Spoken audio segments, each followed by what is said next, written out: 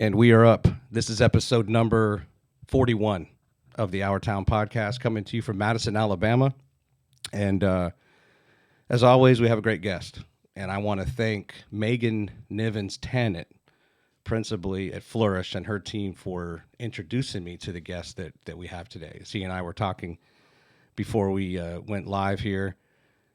That's what it's all about, right? It just kind of builds and builds. And so I appreciate the referrals. I actually had a call from my friend Thad Forster this morning. There's somebody else who's going to contact me that wants to be on the show. So that's happening more and more. And I can't thank those enough, right, for the referral. So thank you, Megan, and your team. And shout out to Morgan Vick. We love Morgan. She's the best. So with no further ado, here's John Schmitt from many things. John Schmitt is many things, right? He's not just the, let's see if I can get this right off the top of my head, Advanced Manufacturing Innovation and Integration Center. Yes. Is that it? I get that right? Yep. AMIIC. .us is the URL. But nailed it. Yeah. Thank you. Good job.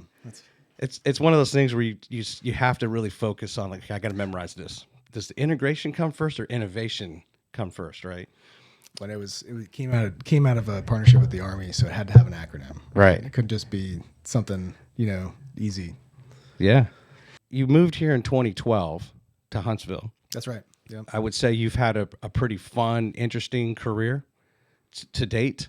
Yeah, I'd say so. With the different things you've done.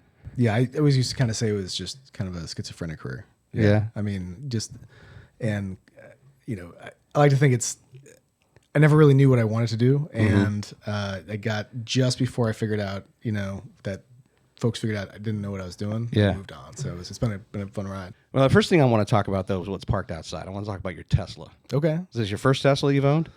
It's the first one I've owned. Yeah, it's the second one I've leased.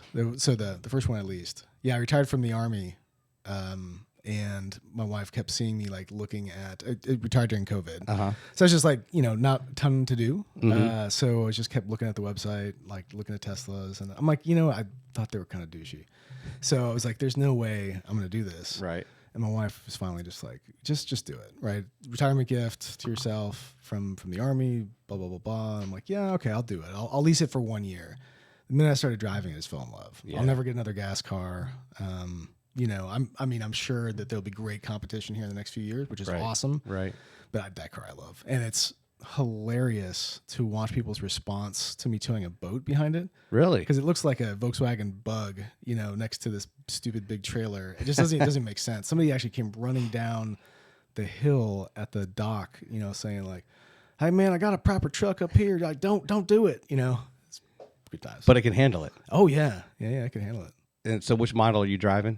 The Y. Model Y. Mm-hmm. Okay. So, what was it about? Because I kind of feel like I'm kind of the same way. Well, let me step back. Not until I moved to Alabama did I feel like I could own an electric car, because I had a mega commute back in DC. Yeah. And I would have been way too worried about not being able to plan through. Oh, range anxiety is a thing. Yeah, charging it and all that kind of stuff, right? I never did the hybrid route either. There was always that. Gosh, my son.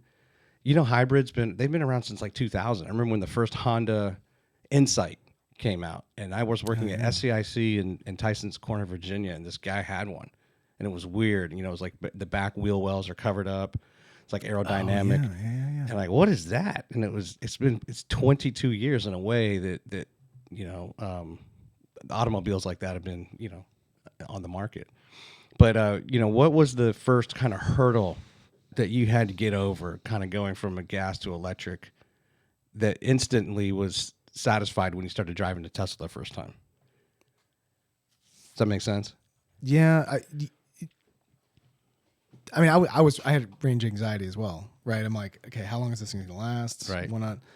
Honestly, just being able to plug it in at the house every night, it was a very small hurdle. And how long does it take to charge?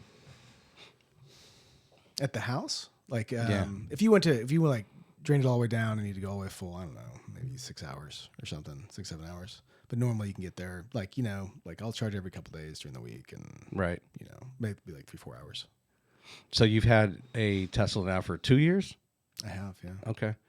I think the funniest thing is watching people at the airport, if it's their first time driving like a Tesla, and the rental car company's like, "Oh, sorry, this is all we have," and it takes a while, right? How do you get in? How do you start it? And then ultimately, I guess if you can get through that hurdle, Oh yeah. and trying to figure out how the gauges work, then wherever you go, like, how do you turn it off? That's right. And you don't, right? You It's don't. just it's so counterintuitive. It is. If you've been driving The car, for 30 something years, you've had a license, and now all of a sudden it's like, wait a minute, what do I have to do or not do? That's totally true. Yeah, my son gets a kick out of it too because did it farts. Like we used to drive around the neighborhood, and before they changed the software, and like the whoopee cushion feature, Yeah. and you would put it outside and then drive by folks, and he thought that was the funniest thing. I remember one time I took him, I picked him up from I think track, and he wanted a sandwich. He was smoked, been running all day, and so I go in to get a sandwich, and then he's in the passenger seat, and I did the summon thing, and he just looking at his face as the car pulls out and drives through the parking lot, and then other people looking at this kid in the passenger seat that's just driving without any driver. It's awesome. Wow. Hilarious. Yeah. I was up on a business trip 2 months ago up in Virginia, and my buddy has a Tesla now, and we lived out in we lived in Winchester, Virginia. That's where we moved from. But like Berryville is right next to it. Okay. And there's just a lot of rural living. Most people are kind of spread out. If you're not in a development, you just see a lot of the farmhouses and 40, 50, 60 acres, whatever. Sure. Just a lot of back roads, a lot of hills. And it was like going to an amusement park. He's like, just hop in. And so all of the neighborhood, I haven't driven like all of those rural roads, but I've driven some just as a normal, passenger or a normal, car driving up and down. But he was just flooring it. And I felt like I was going on a roller coaster. Like I had paid for, an amusement park ride. And then he was doing all the fart sounds and, just all the bells and whistles. And I was sold. Yeah. Like at some point I'll break down and I'll buy one. It's a fun car, man. I enjoy it. I mean, I'm not a, gearhead, never been, I mean, I've dinged that thing up. I don't treat it like it probably should be treated. You've dinged it up. So, I mean, it's pretty, it's just a car to me, but I love it. I mean, I love it. It does everything I want to. Hopefully I'll keep it till, the wheels fall off. Yeah.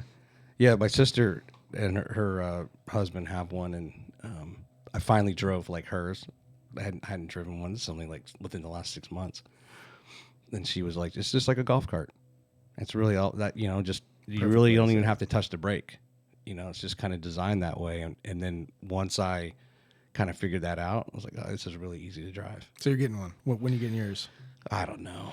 You know what? My youngest is going to turn 16 in the spring. I already have 5 cars. I was telling John before we came on the air that, let me switch over, that I've got 4 kids, 2 in college, 2 in high school. And it's a lot of cars. Yeah, he's, because my one son's out in Idaho at school. I have a car. My wife has a car. My daughter was in Richmond, Virginia. She's back with us now. You start wondering, like, how did this happen? Like, and we had to, like, last night we had to figure out how to park all the cars, like, in the driveway. And we're actually going to, like, paint lines or something so everybody knows where to park. But I think maybe in the spring. I'll get myself something, and then we'll just kind of hand down. Maybe my car will go to my one son, and then he'll give his car to the other son. This is all news to them. Should they watch the episode? But maybe I'll break down and get one. Right on. But what about like cross country? Have you driven it such that you've had to really plan out your routes and where you're going to charge up? Yeah, but I mean, it does it automatically. And we've done That's Chicago, true. and I've done when I did my my last like dive for my diving cert was down in like deep woods, Florida. That was a little concerning because I got pretty because it was freezing cold and with the heater and I get the range right and I got pretty close. Really, but I mean as a pilot, once I learned how to use like trim, right? Like the exhaustion of just actually doing the work went away. Same thing there, right? Like I show up rested wherever I go. Even if it's, I show up to Chicago, normally that drive would have destroyed me, but I show up super rustic. It's just so easy. The cruise control is so much more than cruise control, right? It's autopilot, but it's awesome. That's cool. It sucks in Alabama though. I don't know if it's just because there's non-standard roads like markings or whatever. But man, that the autopilot tried to put me into the side of cars and stuff. Like, really? Yeah, I don't do it in the city at all. On the highway, it works great. So the GPS is just not there in a way for what it's using to program its route, or it's going to stay on its route. Well, I've noticed a couple things. Like there's this oversized stop sign at my son's middle school. Okay. And I think it uses size to like judge. Oh, so wow. it'll stop like 50 feet early and just hang out, and it's just bizarre. Yeah. So I mean, like, I'm sure it works great in California, and like we're standardized roads, whatever. But like here, it's always have your hand on the wheel. So you said you were from I want to say it was Arlington. Born in Arlington Heights. Arlington Heights in near Chicago, a suburb. I was only there. I mean, we moved in 1980, so I was just a couple years old. Okay. And so we moved to Lafayette, California. So it's just the other side of the hills from Oakland. Okay. So grew up in the East Bay. Lived there my whole life until the Army. And what took your family to East Bay? My dad's job. He I think he worked for Crocker Bank initially, which is long gone. And then Wells Fargo. But like they moved. It was kind of during this weird time for banking where it was totally booming, and then shortly after it was decimated. They kind of like got rid of all middle management. And then the next like decade was pretty tough for him. Gotcha. Did he have like a company car and everything? No. I mean, not maybe he did. Not that I can remember. It was, yeah. I mean, whenever they did like the big, like cleaning of like the financial industry, like whatever that middle management was, got rid of kind of the dead weight. I mean, he was unemployed for years. Really? Was that after like the savings and loan disaster? Was that like the early 80s? Yeah. Huh. Yeah, it would have been. Yeah, that's probably about right. Yeah, like 84, 85, somewhere in there. Yeah. That's when we, struggled a little bit as a family. Right. Yeah. To bring you guys together? Do you like recall? I guess it's hard to know as a kid, right? How dire things are. Yeah. You just know. And I find that today, in today's world, it seems like our kids are a little bit more informed of what's going on with their parents and their struggles than we would have ever been privy to. Yeah, my folks are super Midwestern. Okay. So everything was really proud, and you just don't talk about that stuff. Right. But when you're eating, like liver 3 or 4 times a week, like you kind of know something's up. Right. And I would not say it brought it close together. I mean, it was caused a lot of strife. Yeah. Alcoholism in the family. It was, it definitely put a lot of pressure on. My mom went back to school, went back to work as a cashier. Because she dropped out of college when she married my dad. And there's some resentment there. So the financial hardships always kind of brought out kind of this really, really tense friction in the family. So I couldn't wait to get the hell out of there. Right. And you got siblings? I do. I got an older brother. Okay. That's right. What does he do? So he has his own business. They do energy auditing in California. So he's, that he works for kind of the big institutions, the prisons, the school system to do, get net zero and energy audits to figure out like what the best course going forward would be for efficiency, that kind of stuff. So is he your older brother? Yeah, 4 years older. So later we're going to go through some items of your bucket list.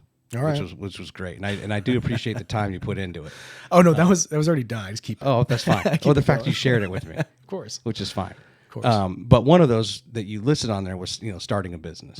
Is that something that really was kind of inspired? Did you look up to your brother with that kind of relationship when he started a company at some point earlier, and a few years ago while you were in the Army, and you thought, man, I want to do that, or what kind of really planted that seed for you? It had never occurred to me. That thought had never occurred to me. That's so interesting. No, so my brother and I, because 4 years is just long enough that you kind of, you don't have that, right, tightness.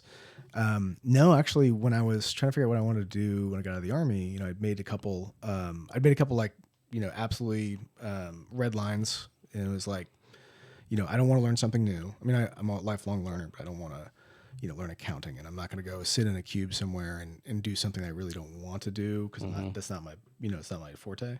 And the other thing was I only want to dedicate my time to things that make a difference. That just the things that put my energy towards things that add value to the world. Like I didn't want to just, turn a machine and make somebody money.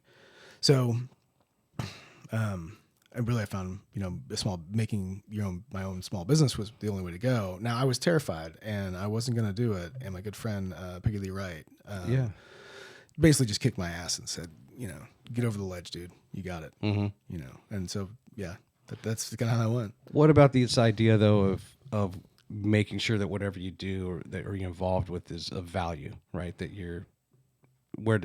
is that something, did you do a lot of service growing up for nonprofits, or were you involved in high school and in different clubs that were giving, service to others? This has been something I've been kind of soul searching on for a long time. Somewhere mid Army career, we did one of those, find your core mission kind of things. And I found my core mission was to serve mankind and inspire unconventional thought. That was it. That was kind of that thing. But I packed it away, I put it in a box because you don't really get to do that, necessarily at your own, on your own terms when you're serving. But now that I'm out and kind of as I started approaching and kind of started some other, I started like this with my buddy Chris at the time. We started a nonprofit that was about civic responsibility.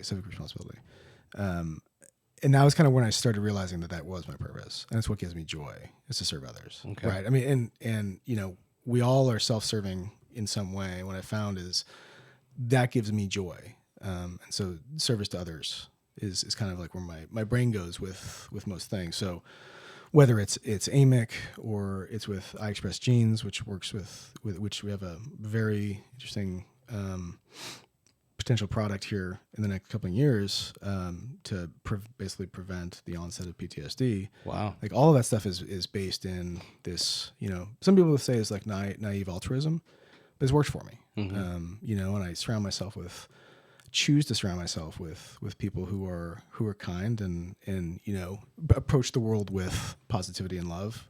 And that's important to me, because I don't think I could do this in a dog eat dog world like Silicon Valley or in like upstate New York. It wouldn't work. But it works here. It works here in Huntsville. That's interesting. Gosh, I wasn't planning to talk about this, but someone did a study, and this is going to be one of those things where you don't really know the reference. Yeah. But here's the gist of it, right? Is that in Silicon Valley, so in Boston, the question was kind of like, well, how come like Silicon Valley and so many companies like grew and were very prosperous and sold, and they've just had so much success with that as kind of an incubator, if you will, for companies and idea and thought, versus in the Northeast, kind of the Boston, New York mentality. There wasn't the number of companies didn't grow like they did. It was just there was just a few. Let's say from a technology perspective, and someone finally kind of looked at it and said, it's basically the culture wasn't such that in the Northeast, if you had an idea, you might share it with like your boss, and then it went nowhere beyond that. They weren't going to let you kind of just run with it. And then you were also being very much more loyal to your company, so you weren't like leaving to take your idea somewhere else. Or then you contrast that with like Silicon Valley, it was a much different thing where if you had this idea, they just kind of let you like, yeah, run with it. Turn it into something. Or it was, you could go to a happy hour and you might have like, representatives from 10 different companies there. And sometimes people are just jumping ship and then they're taking their idea. But it's kind of like this ecosystem. It just grew because people were empowered to really pursue their idea. Whether it was with the company they were with or not, like everyone seemed to kind of benefit. And then you look at it in Silicon Valley, like that part of California and the Bay Area, right? It's just like exploded in the number of companies, the number of the number of tremendous ideas, right, that contribute to to technology, right? That not just for the U.S. but for the world. Yeah. But I don't know if you've ever thought about that, but it is kind of interesting, right? How can you engender that with your people and empower them to be creative? Yeah, there was. I think it's definitely set in culture, right? I mean, I think a long time ago, I was really just kind of enamored by the idea of Maslow's hierarchy of needs, Sure. right? And obviously the goal being, self-actualization at the top. And if you can, I believe, because I can reflect on, seasons of my own life of where, all the lower needs were met, and I was in a place where I could just think and innovate. And I didn't have a place necessarily to put it at the time, but I think that it really matters that all those other needs are met. But in the workplace, actually, my friend Quan Collins has a podcast, Oh, yeah. and actually I took a note of it. Let me see. It was, how do you create a culture of innovation? And I think most people kind of in that world do some kind of variation of it. Mm-hmm. But I really like the way that they presented it in the podcast with their guest. It was let's see.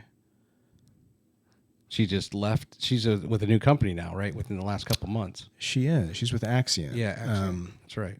There's people like her that if you want innovation, do not box them in. Yeah. Right.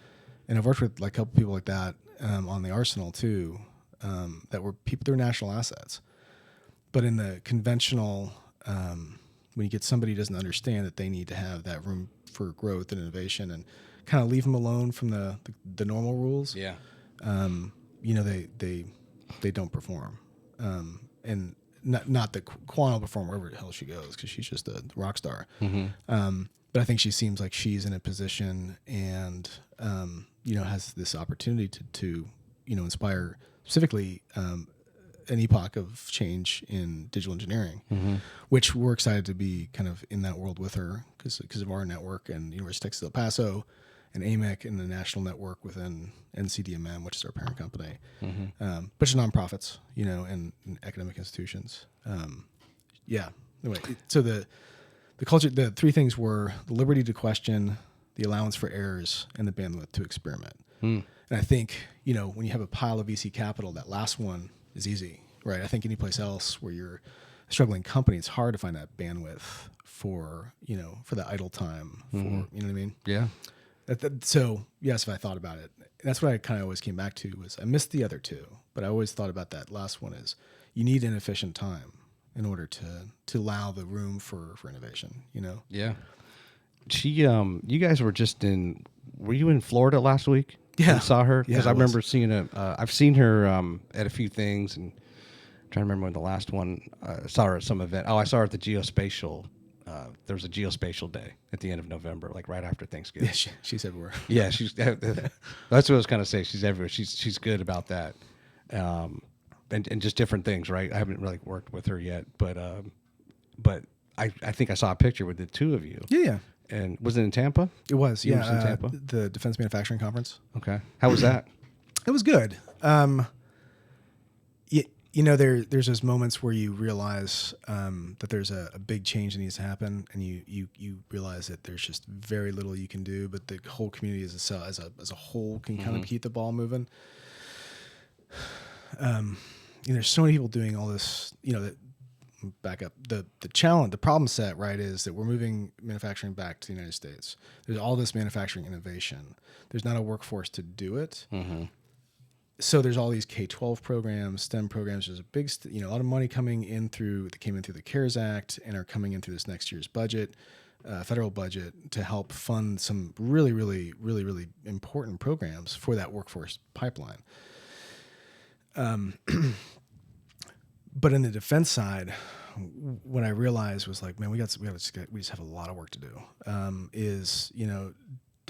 Defense manufacturing. Manufacturing doesn't occur without procurement dollars. Procurement dollars don't occur without a validated requirement, at least in DoD. The problem isn't the K-12 kids. The problem is that those requirements, people are not writing the requirements for the OEMs to make the demand signal for those skills. So we got to another lane of effort needs to be, in the folks that are making those requirements. And I think we're missing that wholly. I think the policy and guidance is there, but that's about where it stops. There's not that wholesale upskilling of our federal workforce, especially in DoD, which was validating because that's what we're trying to do, at AMIIC. Yeah. Terrifying, but also validating. Let's build a little context around AMIIC. Yeah. If you could now just give a little bit more of its origin and where you fit into it. Yeah. And kind of what you guys are up to right now. Yeah, and I know we talked about this. I hate to go to the talking points, and I won't. It's fine. So it started off as a nonprofit, private-public partnership with the Army, and the thought was, there needs to be something outside the gate that's a little bit more flexible, adaptable, that can help respond and reach this national network, including academia, industry, and government, where there wasn't that competitive challenge. And I think that's it. There's a lot of folks trying to do good, but then they wear a corporate hat, which immediately firewalls them from a bunch of people to collaborate with because there's competition. So being an organization where we can kind of work in the background. And our mission is really twofold: is to accelerate the adoption of advanced manufacturing, which it's kind of a rabbit hole, and I'll go back to it. And the other thing is to help North Alabama with its workforce modernization. The second one, it was based off a 2019 Deloitte study that the city commissioned, and basically it's terrifying results saying 500,000 skilled workforce gap by 2025. I mean, it's 2022, and we're starting to see it, right? Even at conferences and stuff, it's pretty pervasive, I guess, across the federal government from what I'm seeing, what I've heard. But here you see folks that normally would have been senior level, probably in their 50s, mid 50s management. On the panel, the people in the same position are now like early 30s, maybe 40. So you're starting to see this thing already. And these folks are having to really step up to fill this gap, and huge amounts of responsibility without having, the length and duration of experience. So anyway, say that I'll say that's what's got us connected, wherever we can with K-12, with the 2-year system, with the 4-year system, partners at the State Department of Commerce and State Department of Education and the governor's office, and doing what we can to kind of be a trusted, unbiased partner, for all those folks. So when you say public-private, what does that constitute? Well, it's so some of our original funding came from the Army, okay, which helped establish us and kind of set our tone and mission. And then we are self-funded from that on, right? We had a little bit of runway, okay, and which is I think the way that a lot of federal programs should be is, hey, if you got an idea, go out and do it, but you make sure that you can get in the black after a certain point. And, if you're adding value, you'll do that. So they basically provided the seed money, if you will, for you to get going. Yeah, I do. And it was between the Manufacturing Science and Technology Group at the Aviation Missile Center, which is the Army's lab for aviation missile, and the National Center for Defense Manufacturing Machining. So are you at a point now where you could no longer receive any sort of federal funding? No, we can receive funding. Yeah. So we're. Are you like a MITRE, like an FFRDC? No, not at all. And intentionally, we are. So we're just a small team. Okay. In Huntsville, right? We're regionally focused here in Huntsville, but our power really is in the national network of technologists. And what I would say when I say technologist, it's 20 years of experience NCDMM has done moving or inserting technology into the DoD manufacturing. So, whether it's so let me define advanced manufacturing for a second. What we're talking about really is the intersection of all hard sciences, right? So material sciences, optics, cobotics, robotics, yes, additive, which people seem to go to immediately. That's a tool, but it's not the tool. Cobotics, robotics, AR, VR, all that stuff that we need to do to be able to build stuff we couldn't build 10 years ago. And the real elephant in the room is in order to do that effectively, we have to move all of that stuff left in the development cycle and like, which means we really need to wholesale adoption of digital engineering. Right. We are spending 20 to 25 years doing weapon system development, and our adversaries are copying the whole way along. They're stealing our data, and then they've got something that looks just like it, before we even do, before we even field it. And of course, with the countermeasures for ours, that's problematic. So in order to reduce that developmental cycle time, we can take advantage of all this great new technology and insert it very rapidly in a true digital engineering environment, which is still kind of being defined, right? I mean, yeah, so that's kind of the challenge that we're up against. So I think earlier you had described, so in the history of the U.S. or in recent history, we were manufacturing, but we were doing refrigerators, appliances. That stuff moves overseas. You had made a comment. Now we're getting back into manufacturing, but it's advanced manufacturing, right? So you have to have it's a different plant, it's a different processes, technological innovations, and now obviously then you have to have a more skilled workforce, correct? That's kind of the thesis of that. Yeah. And then the second part of that is in what year, if you can tie it to a year, did that switch, that transition happen where like advanced manufacturing was coming back to the US? Oh, I don't think it's been until very recently. And I think we're struggling with it as a nation. I think the massive supply chain disruptions affected things. Just think about silicon and processors. The CHIPS Act. I mean, it's what, $200 billion or something crazy. There's we're putting our money down to bring stuff back that's important to national security and to a way of life by way of supply chain, and means you have to build some stuff here. And unfortunately, a lot of the people that were building it, were building it the same way they've been building it since the 70s. And so now you're asking them to do these new things, but there's not the training and the upskilling or even the awareness of like, listen, if you're struggling to make payroll, you're not going to make a $2 million investment in automation, right? Without understanding what the ROI is. And so there's a lot of organizations like us around the country, solving this problem, which is great. It's important, and we all have certain things that we share, but everybody's kind of hyper regionalized, right? Like our problem is not necessarily manufacturing. Like we're never going to, knock the doors off over at Toyota Mazda or at Polaris, right? Like they're great commercial companies. They've got their stuff together. That's not what we're talking about. You go down to Auburn, and the center that's down there is phenomenal. And they've partnered with the city to help their, like high volume manufacturers, whether it's, small metal parts or, my God, I'm just totally drawing a blank. I'm trying to help you. I'm trying to think injection molding and that kind of stuff. Help them understand the return on investment, to help them increase their capacity and whatnot. Like they're doing great work down there doing that. We don't have that problem up here. Our problem is we've got this huge workforce that designs and develops weapon systems and peripheral, the peripheral industries around them in small parts. But not much is manufactured here. So like our regional focus is kind of different than our national challenge. Yeah. Are you collaborating with a lot of those other regional centers that are doing similar? I think we're all trying to figure it out, and going to places like DMC, you run across folks that, are doing things regionally.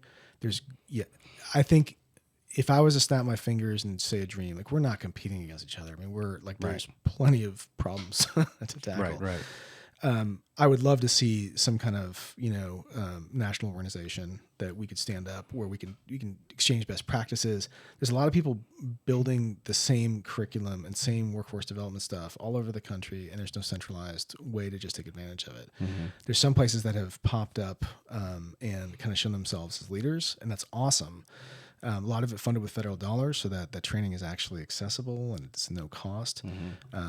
But like, our challenge here for our workforce currently is not necessarily automation, like learning the fundamentals of automation.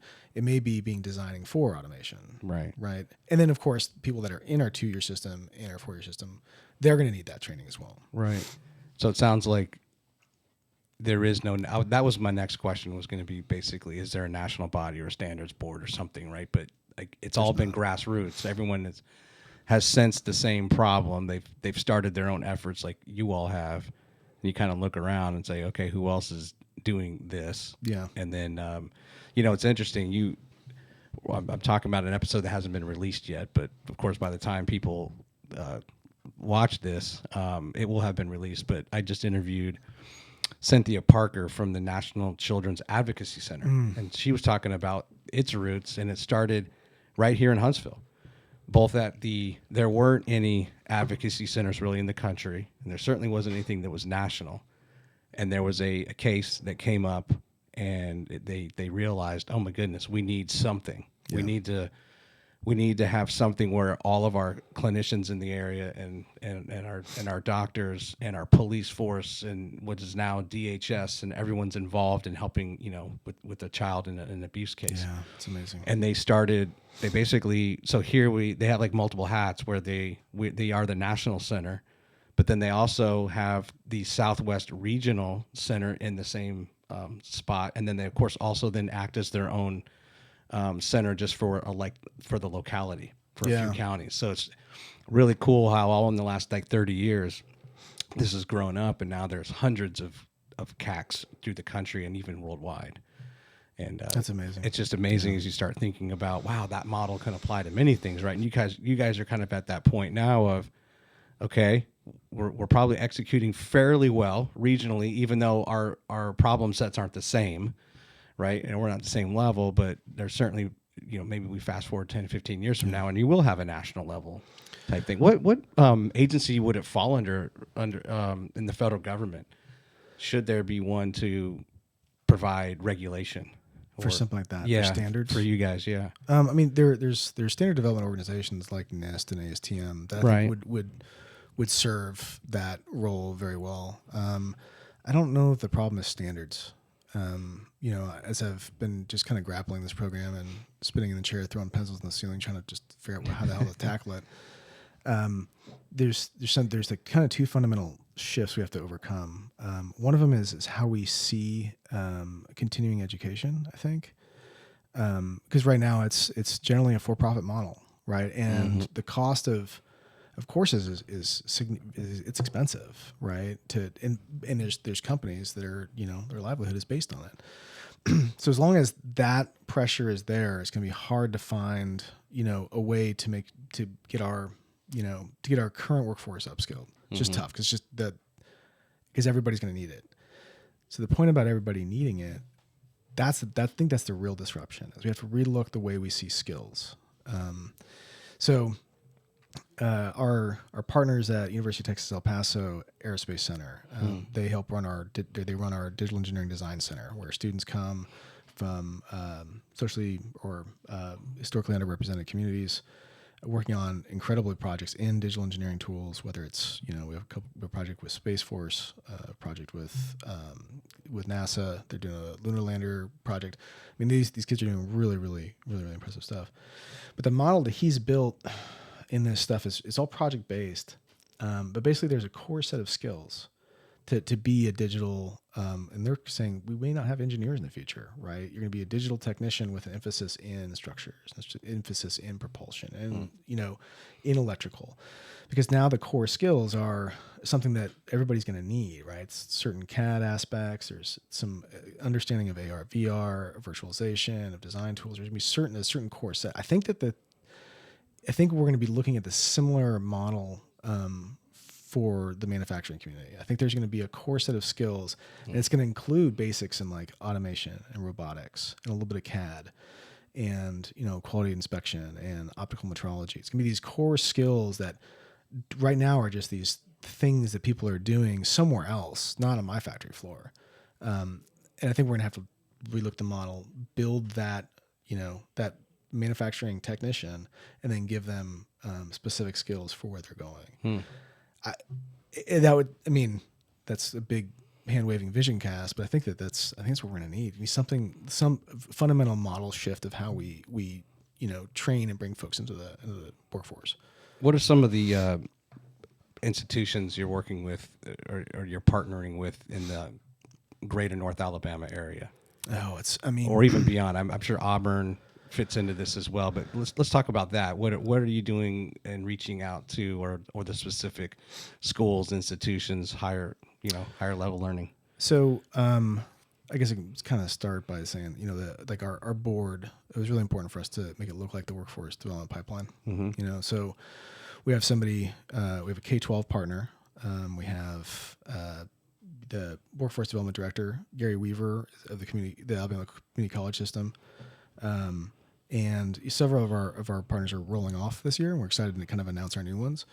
But we've just on our board, we have K-12, 2-year system, and 4-year system represented, including ASCT, the Alabama School of Cyber Technology and Engineering. Okay. Dr. Rosemary Hodges is on our board, and they have been an incredible partner, mostly because they don't have the foundational rules, right? Like they can look at things differently than an established school, and they're willing to, and they're so progressive and thoughtful and intentional in these kids' education, and so they've been an incredible partner.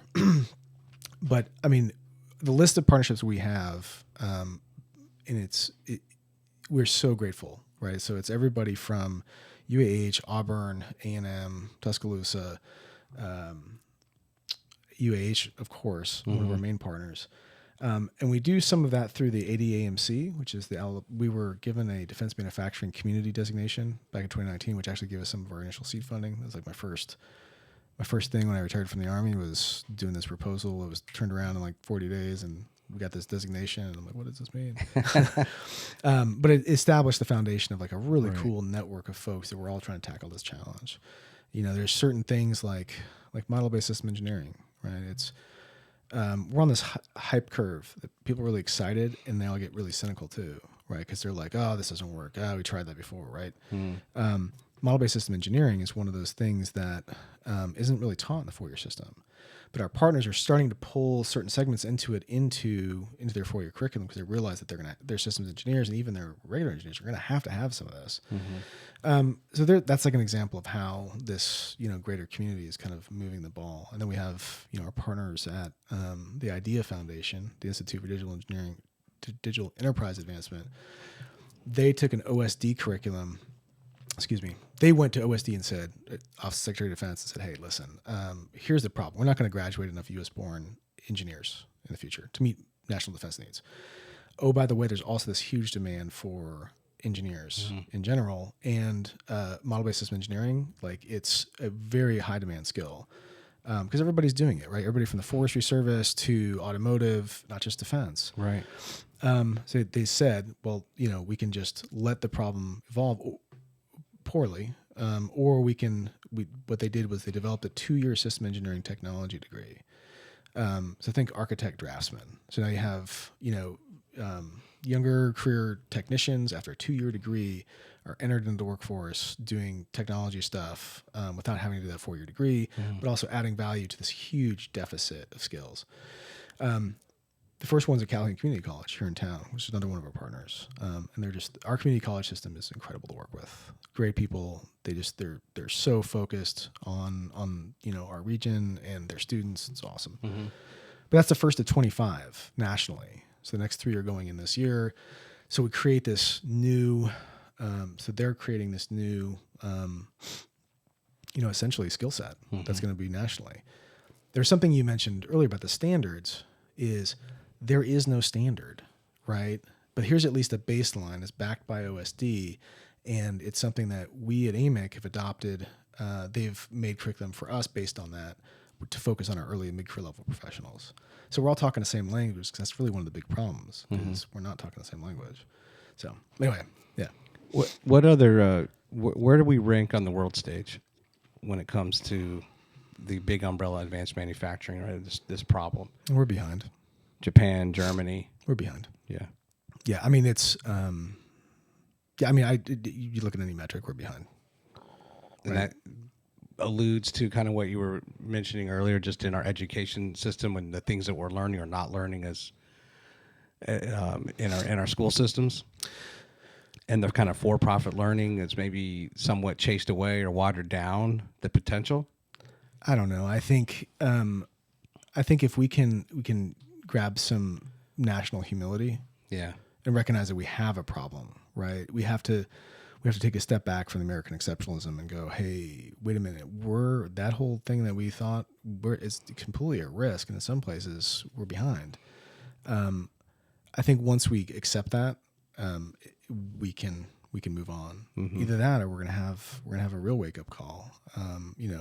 Like the times that we have mobilized the national, body politic, and the body, of workforce has been during war. Yeah. And I hope we never get there where we have another, mass mobilization where people will take it seriously. I hope we take it seriously now. Yeah. A little bit of a transition. This is gonna be weird, but tell me about your shirt. Be a better human.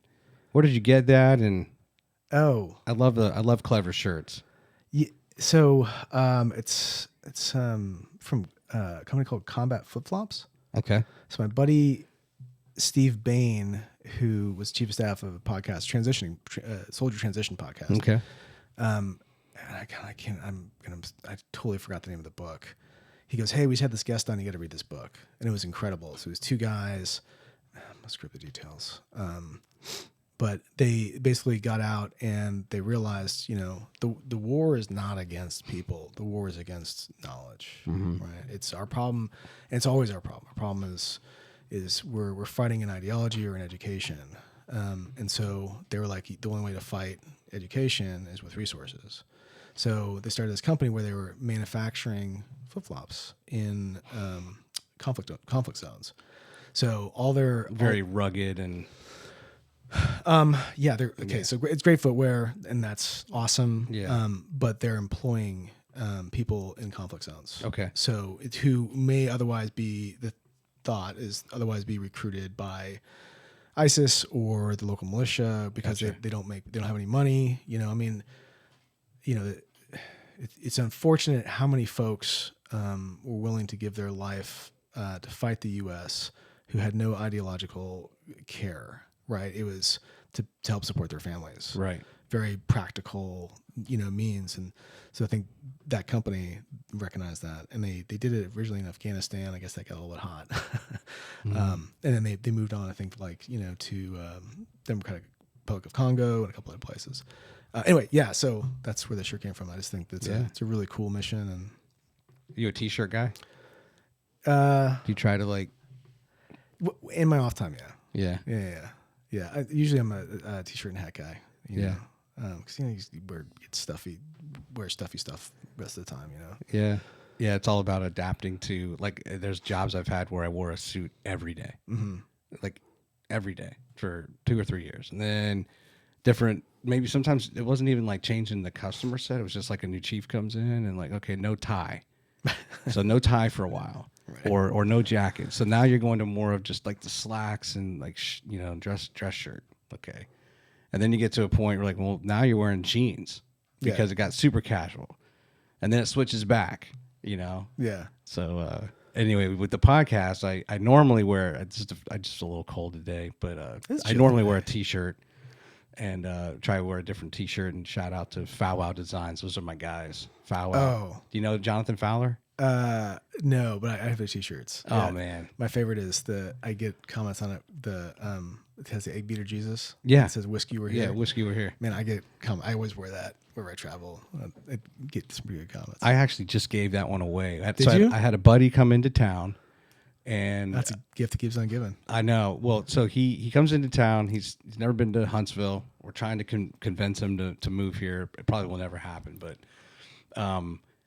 and this was this last week, and so we're talking about the area, and of course we go over to Buc-ee's, and I told my kids and my wife, don't say anything to him about what it is. We're just gonna show up, and of course he was blown away, just how big this thing is, right? And then it's ridiculous. We were talking about the t-shirts, and I was like, you know what, I'm gonna give him the whiskey we're here because it's a peachish color.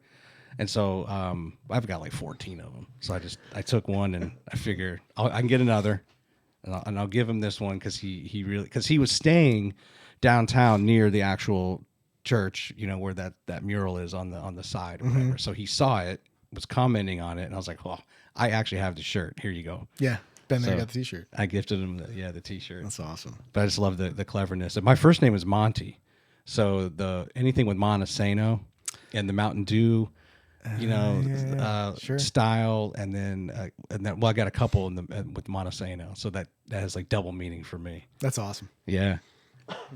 So let's go back to kind of the beginning. Let's talk just a little bit about like California and the kind of kid you were, kind of, the kind of the gang of kids that you ran with in school. I mean, what was that like? Yeah.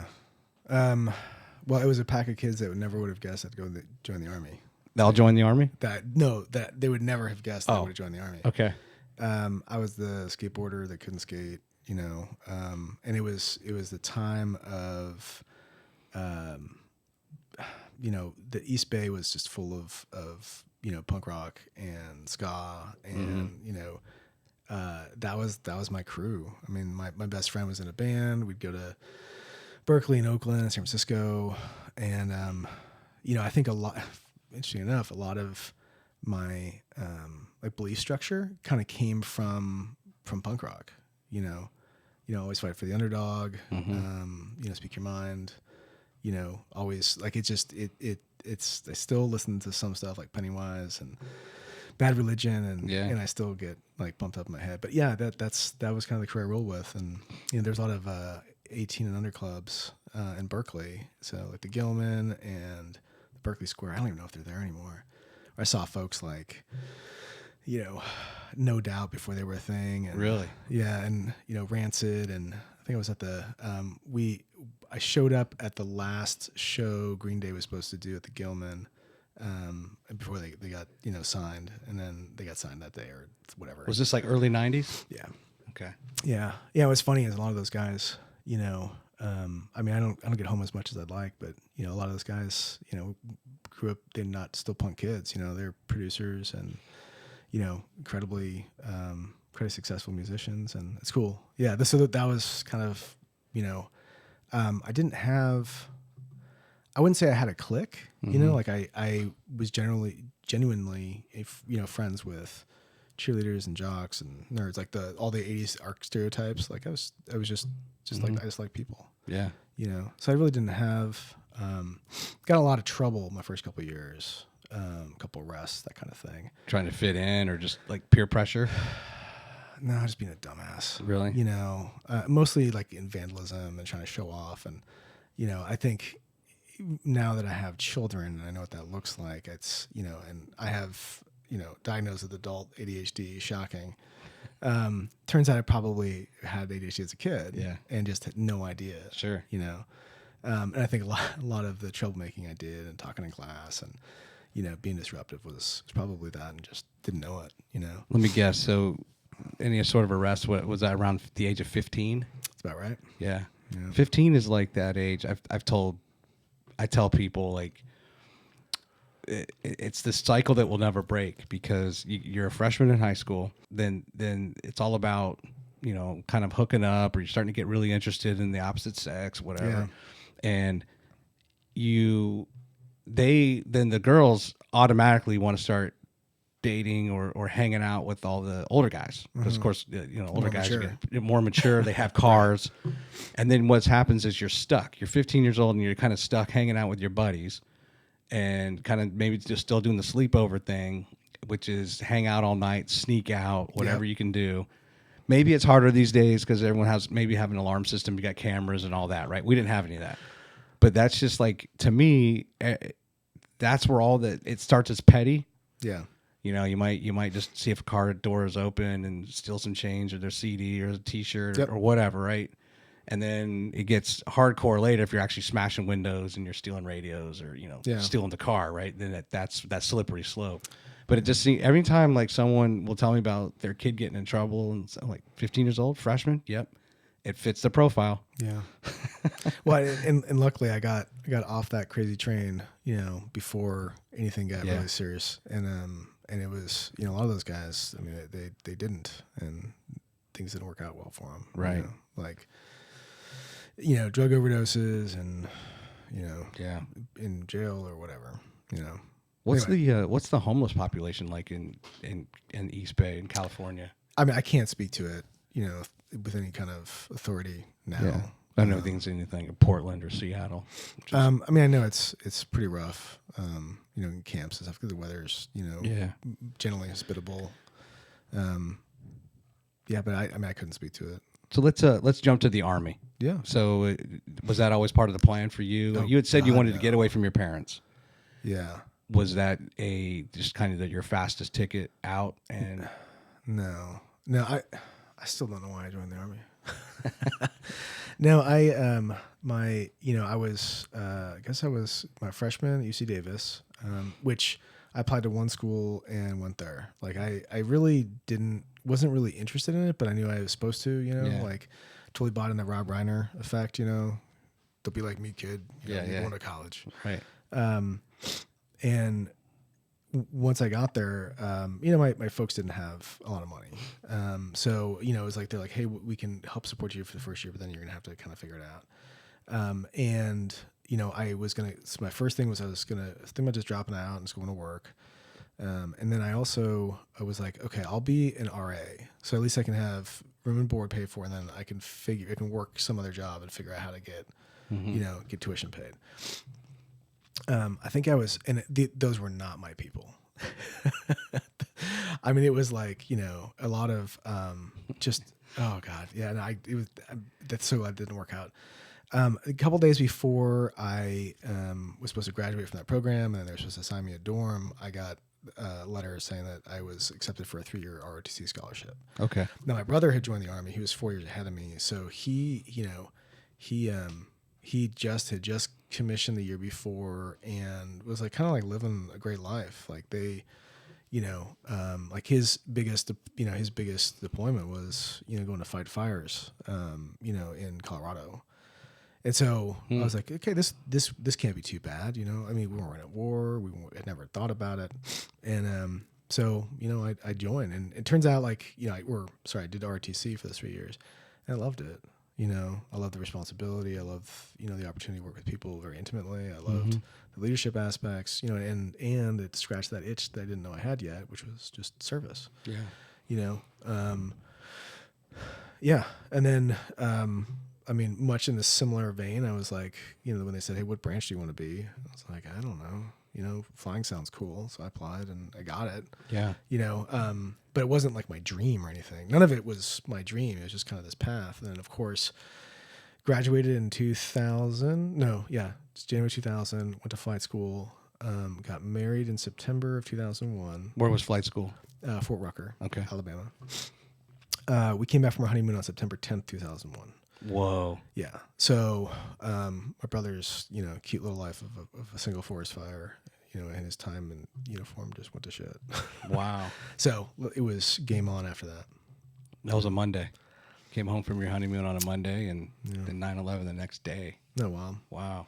Yeah, my wife. So your honeymoon was kind of extended because you maybe didn't go to work or otherwise the country was in turmoil. Well, and we was trying to figure out, it's the first time I needed to sign into my new unit and all this stuff. And, from that point on, it was training to deploy or, hey, you're tapped. No, you're not, because it was, 101st guys that were, after the special forces guys, first guys going to Afghanistan. So it was a lot of that, like, hey, you're going, no, you're not. Hey, you're going, no, you're not. And then in between a bunch of training. And then, of course, in 2003, we did the whole Iraq invasion. Gotcha. Yeah. So how much in your career did you fly? The first 10 years ish. So, once. So I was at Fort Campbell, and so I flew. I was a platoon leader, and then flew, and I was a pilot in command and all that stuff, which was awesome. And then I went back to the maintenance test pilot course because I really wanted to learn. Honestly, it's kind of the service thing is. When we were in Iraq, the people that were doing our maintenance, they were assholes, right? They weren't there to support us. They weren't, like everybody in that organization was there to make sure that those aircraft were up so that we can get, folks on the ground where they needed to be, decisive point, decisive time. And they were just like, it was like working with the DMV. I'm like, I'm going to be that guy. So I went back, went through maintenance test pilot course, and then got adult maintenance company. And then went back to Iraq with those guys, which was awesome. And then kind come to find out, we called them drive-by fieldings. So, at the time we were getting, was it CMOS, Common Missile Warning System. And it was just a shit show because aircraft were down. We're kind of getting them installed on the fly. And I'm like, okay, this isn't the way it should be. I want to be one of those guys. Well, little did I know that was a, rapid fielding and, whatever. But that's what actually led me to the acquisition corps where it got me to Huntsville. And what kind of planes were you flying? Blackhawks. Blackhawks. Mm-hmm. Okay. So you were a helicopter pilot the whole time. Yep. No planes or some planes. No planes. I think like a lot of aviation officers, they toy with the idea of, well, maybe someday let's go fly for the airlines or whatever. I went and started getting my commercial pilot's license. It was about pretty early in my career that I became kind of a shit magnet for maintenance problems. So my first flight as pilot in command, I had an engine fire as we're taking aircraft down with a bunch of crap in the back for to get wrapped up and deployed to Iraq. So that luck also transferred to planes.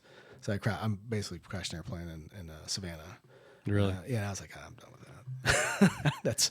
I'm good. I don't need to do that. So that kind of makes sense now why Peggy Lee Wright so well, because she was a Blackhawk helicopter pilot too, right? Yeah, she was a couple years ahead of me. Couple years. And then got out. We never crossed paths in the military. Okay.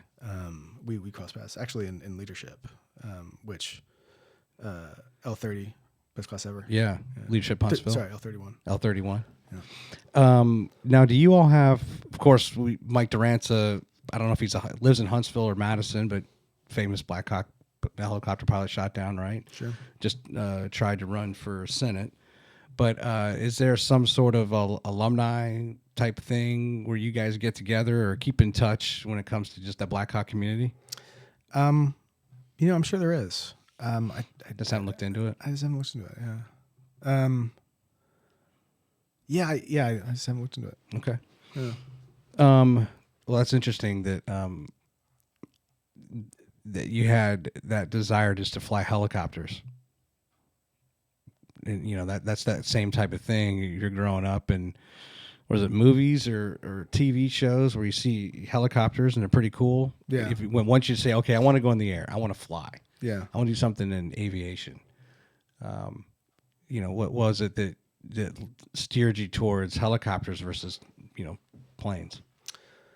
Oh, I mean, in the Army, you don't. They do that. Yeah, you don't commission.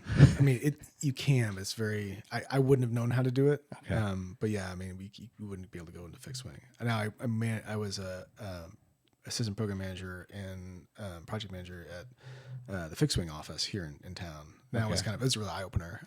I probably would have chosen a different path had I known that community, because it's the intelligence platforms, and the cargo mission is really cool, which is no longer around. Mm-hmm. The Sherpa, but and some of the VIP stuff. It was a whole world I didn't even know existed. Honestly, I just thought there was helicopters in the Army. Got it. Yeah. So one thing I noticed. How old are you? Are you 45? Man, nailed it. You nailed it. Okay, I nailed it. I just turned 47, and I've had good vision until like the last 2 years. Really? And I should use. I have to use readers to see like small font, and I probably should just go ahead and start getting some progressives, because then there's certain distances where I used to be able to read a billboard from a certain distance I can't. So my question is, with your eyesight, you're wearing glasses. Yeah. Is that something that has? Did you have any problems with your vision when you were a pilot? No. Of course. So it's been more because of age. Yeah, it's getting an old thing. It's not for the faint of heart. No, actually, it was kind of, I really do think it was because of how much I was smoking at the time. Really? Yeah, just because it was just like super, like a constant, like hypertensive, like state, and I remember somebody just walked, like this was 2003, 2004-ish in Mosul, and somebody walked in front of me, and then I couldn't tell what the hell was behind them, and they walked past me, and then when they were gone, I could see it again. I was like, oh shit. So didn't get me to stop smoking, but at the time, and then I went and got checked, and my vision had totally gone down. And the cool, I mean, you could kind of not hide it, but it was easy not to notice, because during the day, you're kind of looking at macro objects, when you're flying, and then, inside, not a problem. Turns out I had astigmatism. Yeah. And then, night vision goggles, you can kind of screw with the, the focus and kind of bring it back in. So I didn't really notice until, probably, I don't know, 2007, 8. Really? Like that, yeah. And at that point, did that prevent you from doing any more flying? No. It wasn't severe enough. No, because you can get in. You can get in. I think now he's actually, I don't know, who knows. They relaxed the standard and then they bring it back. But I think you got to be at 20/20 uncorrected coming in. And then if day one your vision goes down, that's fine. Gotcha. Yeah. Let's talk about your deployments. Okay. I think you had 2 deployments. Yes. Was it Iraq both times? Yes. Okay. Do you mind talking about that? I mean, No, not at all. Other than what we see in the propagandized media at times, right? Or just, most of us are completely unaware of what it's really like. But, what were your impressions when you first got there, and did you find yourself in any dangerous situations? So it's not exactly, but if there's something to just, you're curious what it was like during the invasion, the series Generation Kill on HBO. It was, book was written by, I can't remember his name now. He was a Rolling Stone embedded reporter. Okay. But that's pretty accurate. It's just a shit show, but Generation Kill. yeah. Okay. Yeah, it was about Marines, whatever. So like we were, way behind them because they were like, tip spear. Right. No, it was the first deployment was not great. And flying was one thing, and it was you really, people talk about being separated from, by distance. We, as a transport pilot, right, essentially bus, and we'd sling load like C4 and fuel blivets and whatever. It was only a couple times that I saw direct fire, right? But it was we were far enough away. You saw the tracers, or I had a couple launches like that CMOS system. We had a great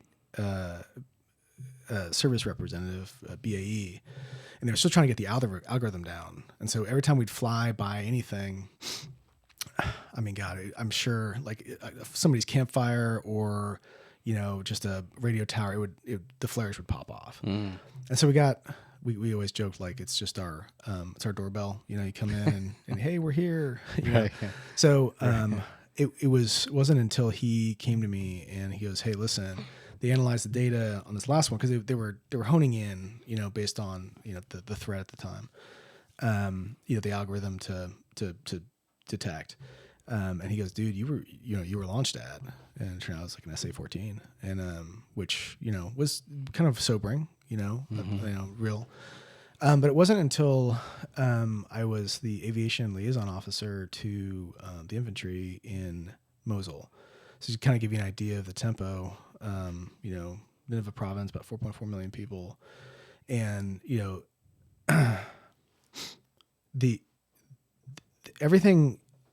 every part of civil society had decayed. A lot of it because of us. When Paul Bremer gave the edicts of, no Ba'ath party member can hold office or have a job in the government without de-Ba'athification. They stopped paying the military, which was problematic because they all take their weapons home. And then there's a whole bunch of problems. And then we were told basically, don't, it's a civil matter. Don't stop the looting. So, they ripped, they just destroyed all their infrastructure, and then we spent the next next year, well, 10 years, 20 years, 10 years building it up. That was just bizarre. It was, and I remember these times where I think at least in Blackhawk Aviation, in my organization, it was the first part of the war was very like surreal. So like I reported there was 3 like pickup trucks, and they were looting an ammo dump. And I reported it back and asked to be cleared to fire on them, because I'm like, these guys are, this is before IEDs were even a thing. And they're like, no, absolutely not. Whatever. I reported it, and they chose not to even report it up, because they're like, it's no big deal. It's whatever. Of course, they were looting these ammo dumps, to build IEDs against us, for later. But once I was on the ground there, that was very different. It's basically me and my driver. And my driver, Paco, he was awesome. Just the 2 of us. And he was only there because basically like the sergeant major just like couldn't stand the kid and just wanted to get rid of him. So, I mean, which was unfortunate because he was a really good kid.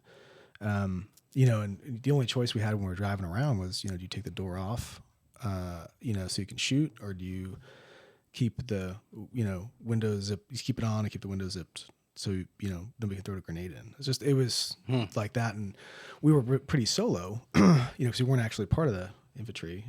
So we spent a lot of time, driving around, trying to jump into convoys, and, it was a mess. Enough, a couple IEDs went off here and there, but none of that stuff was, it was high pressure, right? I mean, it was just constant. And so it was us and then another organization, 217 Cavalry, who basically between the 4 of us, we basically had controlled all the airspace within Mosul. And we went and the air traffic control for the airfield was a separate person. So some people would check in with us and let us know they were in the city. But we went as far up as we could go, all the way up to the division, G3 aviation, and said, hey, listen, people need to call us when they come in the city, because it's right on the flight path. And so that's where that midair happened. And it was so preventable and unfortunate. Gotcha. Yeah. And then, we started losing folks, doing mass casualty evacs, and, I mean, it's something else. Like when you're like watching your crew, like walk by and the crew chief's hosing out blood out of the, it just got really bizarre. And, I became very fatalistic, like, well, today's probably the day. Yeah. And I think you do that in a protective sense. Little did I know, that experience would launch me into, the biochemistry and immunological side of it with one of my other projects. Mm-hmm. So, I mean, it sucked. It really sucked. And, we lost a lot of kids needlessly, I mean, it's, in the last couple of years, it's like people lack the imagination to see what a society looks like without basic services or without rule of law. And, I think for us that have seen it, a lot of the rhetoric lately is a lot more terrifying than those that may lack the imagination. Like, yeah. I'm sure you've seen. Yeah. It's funny. I think this is somewhat along the lines of what you're thinking, but the things we take for granted, like just say trash removal. Oh my God, yeah. Or like, I guess RANA, the recycling in North Alabama, like went bankrupt. And so if you've noticed, at least in our town, and I think I started loosely paying attention to it when you just drive around and everyone's blue cans are out for a long time. Yeah. And then I remember like seeing something about RANA, RANA, but like on Facebook or Instagram or something, right? Someone's posting about it, or it's written up in the 256 today, and I just didn't pay attention to it. Well, then I started kind of paying attention to it, and you start realizing like how just a basic thing that doesn't happen regularly, like trash pickup or recycling pickup, it really has an effect. Mm-hmm. It's kind of slowly has an effect on you as a household or a neighborhood or people's, like, I don't know, it's strange. When it's not there, you don't realize how much you rely on that basic thing, and I'm sure that's just an example. Yeah. But I think that kind of gets along the lines of what you think of just basic services, right? Yeah. I mean, when I was in grad school, I would like chain these little quotes that I had written down in my, my journal over the years. I'd just make them part of my like email signature. I remember one of them, restaurant were probably dog shit, but the one that I remember was civilization is more fragile than we ought ever assume. And I think that's incredibly true. And I think we need to be grateful, in ways that we're, much more kind and tolerant and patient with each other. Yeah. Because I mean, that's, nobody owes us a service. We're fortunate to have it. Right. Yeah. I think, when I saw this little girl, she was, literally digging through sewage and trash, trying to find something to eat. Once you see that, it's just, you're like, man, yeah. Anyway, Yeah, just sure. you realize how fragile it all is. First it's trash, then it's electricity, and then it's, water. And most of the things we were trying to do and what the enemy was trying to stop was bring back basic services. Right? We did that dance for the whole time I was there. Yeah. You set up a substation, they destroy it, you get generators out. Somebody would steal the gas. Like, it's just, yeah. I mean, basic services. That going back to that Maslow's hierarchy of needs. You disrupt one of those fundamental rungs, and now like it is problematic for everybody there, and they're looking for an answer. Yeah. Right? Who's going to provide it? Is it going to be? What years? Remind me what years your deployments were, and then what was your wife? You were married. Mm-hmm. What was she doing while you were gone? 03 to 04, and then I Okay. went back 05 to 06. Okay, so before children. The second one, so my daughter was born. And I left. She was born on a Saturday, and I left. No, born on a Friday, and I left Sunday, and I didn't see her for the rest of the year. Okay, so let's go back. So your wife, say that again. She was working, and then Yeah, she was actually working as a child services, okay, which in rural Tennessee is not for the faint of heart. I always say that, like she was much tougher than I was at the time. and then she was up in Fort Campbell. Fort Campbell at the Fort time. Campbell. And then, so we had our daughter on a Friday, and then I left on a Sunday for a second deployment. Oh my. I thought we were going to get 2 weeks, and then like basically the last flight out of town, picked up. And I was a company commander at the time, and was responsible for my folks, and my wife said, "Hey, it's I'll take care of Avery. You just take care of those boys and girls over there. Those are somebody else's kids." So How hard was that? I think I was so that by that time I was so numb. Mm-hmm. Just it was hard to put the face on. Like, I mean, because there's so much to actually practically think about, and like it's almost it's surreal when you see your child come into the world. Anyway, it was really, really hard to leave her. Yeah. Yeah, because it's like, it's like paradoxically, here's this hope in life, and then you're going to go do this other shit that sucks. Right. Yeah. So you don't come back on an R&R. You come back a year later. No, I came back for an R. I think it was like a week. Yeah, I came back for a week.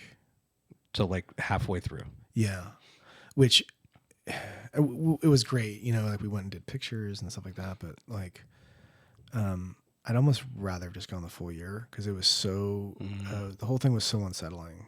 And just like a week is not enough time to get your mind right. It's not, just you're that constant state of hypervigilance. Like it wasn't, didn't make a lot of sense. But the second deployment, I will say, we were on the airfield, like much, very, very low risk compared to the first one.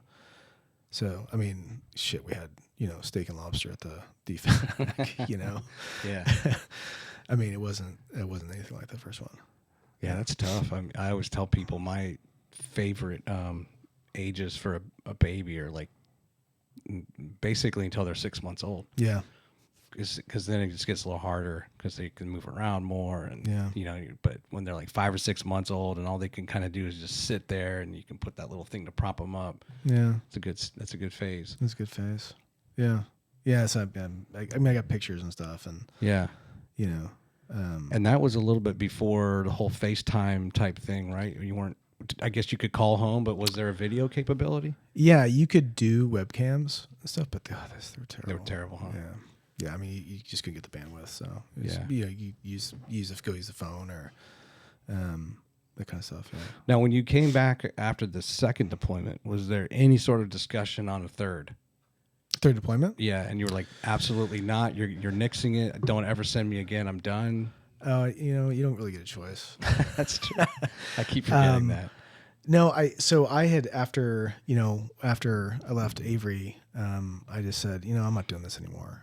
And so I resigned my commission. Okay.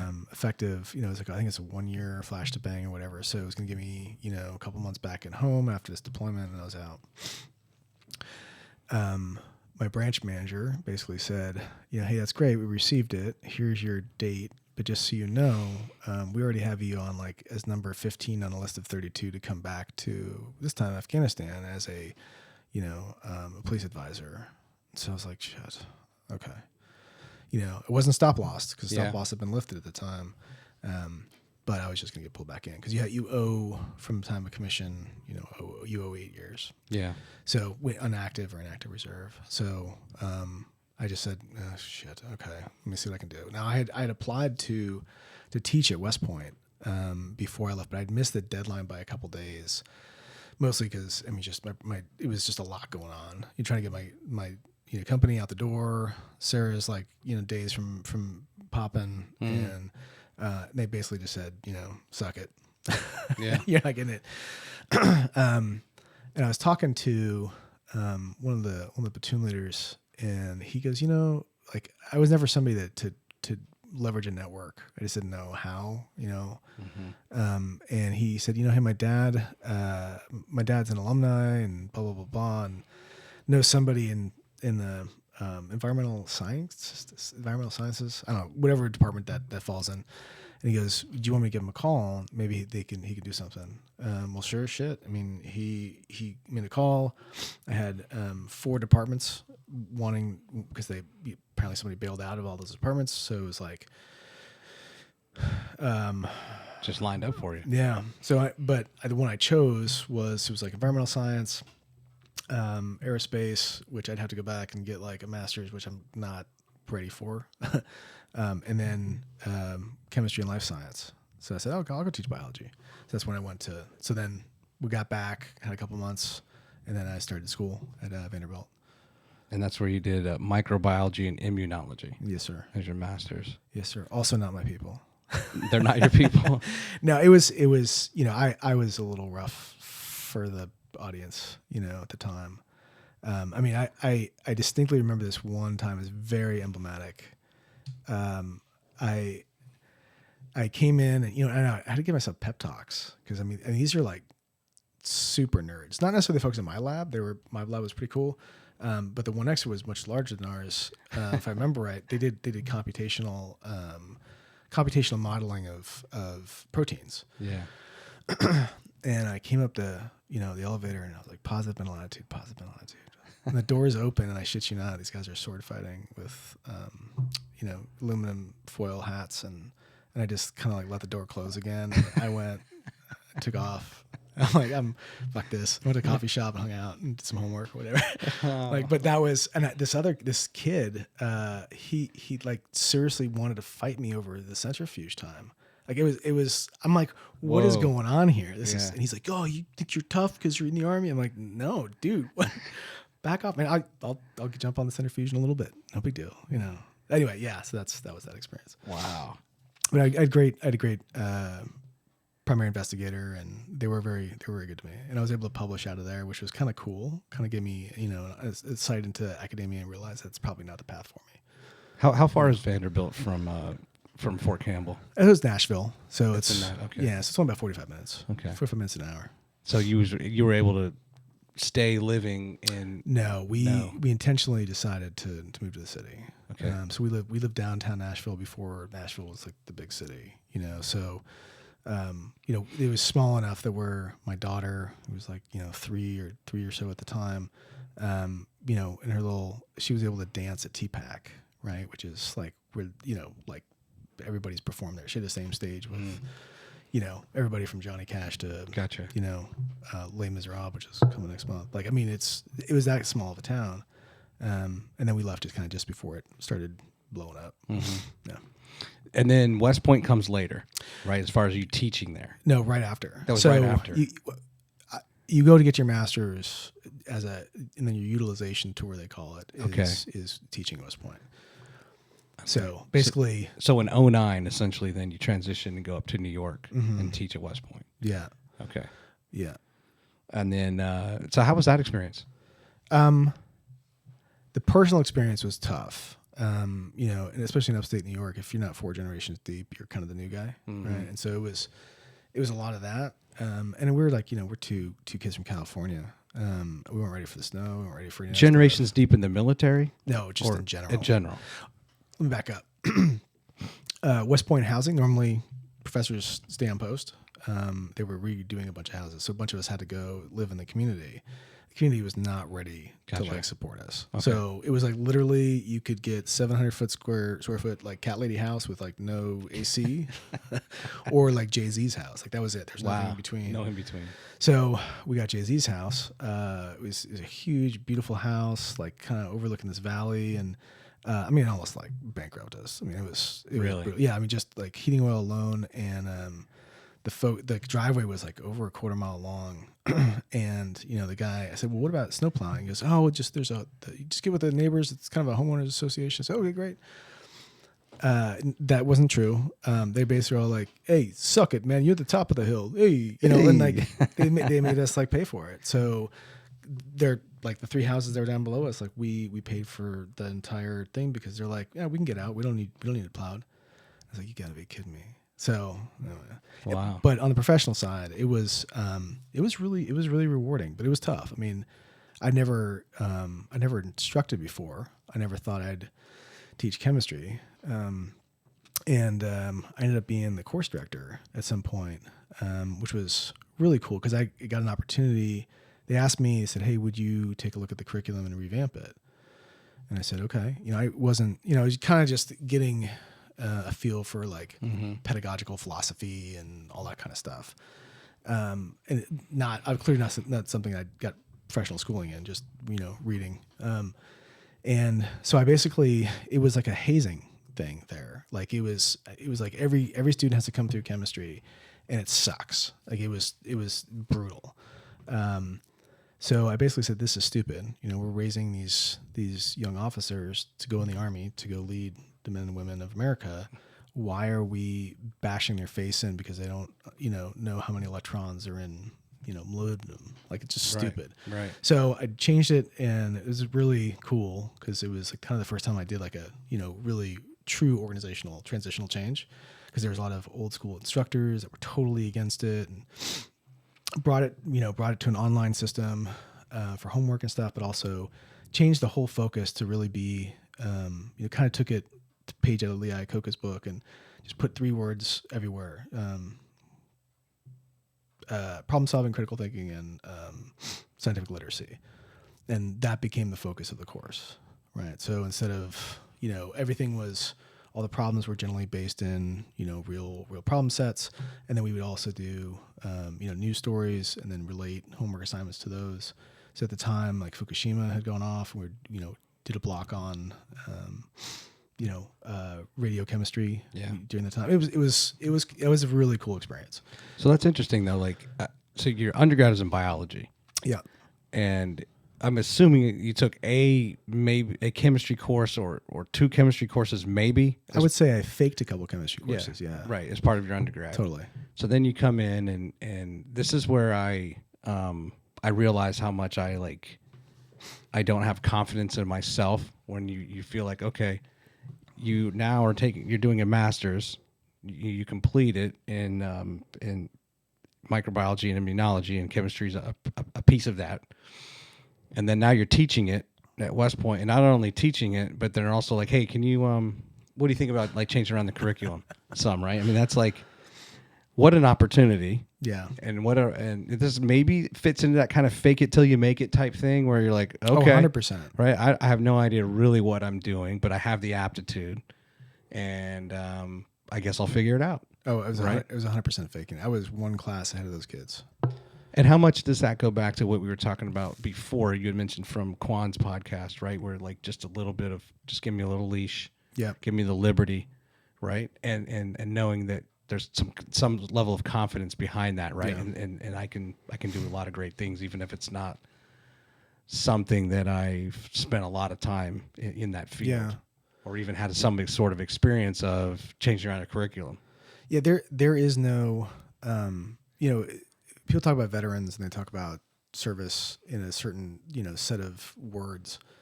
The one thing that I don't think gets enough praise is the access to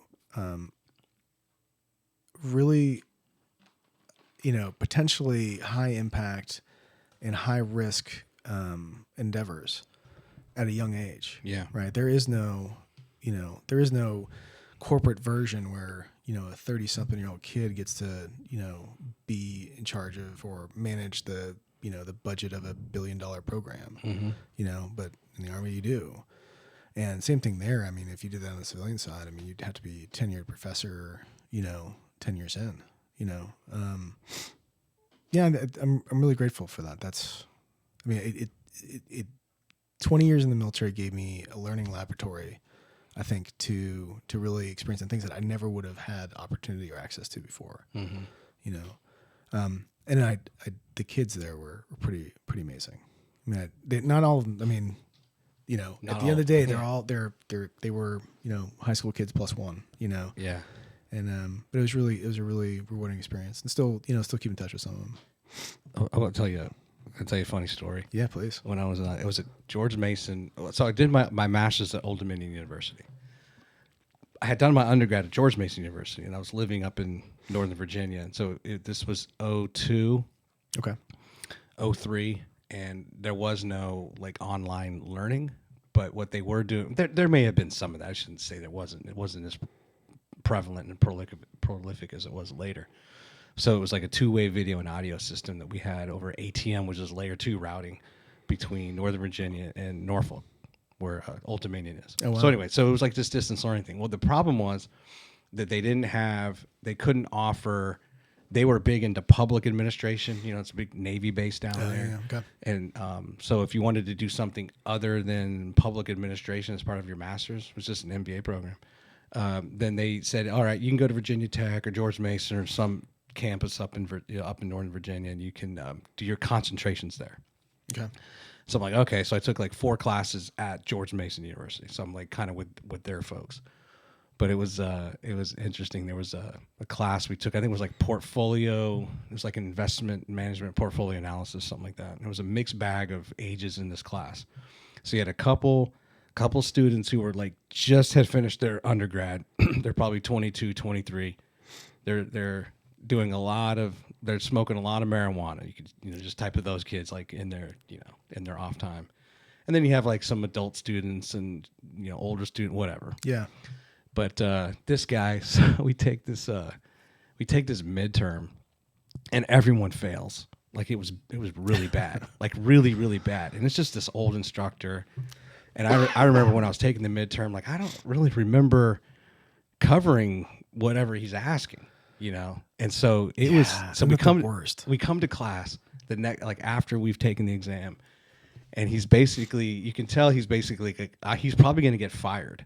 Because he's probably concerned about the fact that everybody has done extremely poorly on this exam. And it wasn't like graved on a curve or anything? Well, even if he tried to curve, it was so bad. So like, so he's basically now reading off like, all right, here's what happened. The top grade was a 51. The worst grade was a 4 out of like 100, right? And he's going on, and he's like, okay, and the median was this, and the mean score was this, and the range. He's giving all these statistical, titles to it, right? And it's just bad news, and like everyone's just kind of sitting there. There's all this silence, and so then one of the guys from the back, one of the potheads, like raises his hand. He's like, "I got a question," And he's like, he's kind of surprised anyone's even asking a question. He's like, yeah, what? He's like, what was the mode? And it was just like this, he's just playing with him. But the guy like is so out of touch that he didn't realize the guy's just being sarcastic, just being an ass. But it was just. Did he get it? Did he get it for him? Yeah, well, yeah, he scrambled. He's like, oh, I don't know. I'm like, dude, he's totally joking. But he's like, I think it was 11 was like the mode. But it was just this classic, like, young guy. Just, I would have to Google it to figure out, remember what that means. It just means it's the most common common score. Okay. Right? So, like, he listed every other statistical measure because mode is usually like, why would you need to know the mode? It's That's funny. It was just the perfect. The comedic timing of it was perfect. Oh, It just kind of like it made all of us laugh, and yeah, like somehow we all passed the course, but I think he hooked us all up because he just wasn't a very good instructor. We had a lot of fun, and I mean, I always felt like every day I was one day from losing that gig because Really. I've been pretty good here, but I usually have a potty mouth. Like most people would test. Actually, You're from the Army, man. You hide behind that. Even for the Army, I think I made people squeamish. The ladies at Flourish, when we first started working together after our community kickoff, gave me an AMIIC swear jar to give you an idea. Really? Yeah.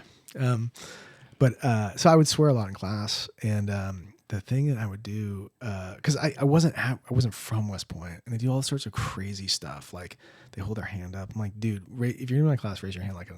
Oh, they hold it like this. That's how you. Super weird stuff.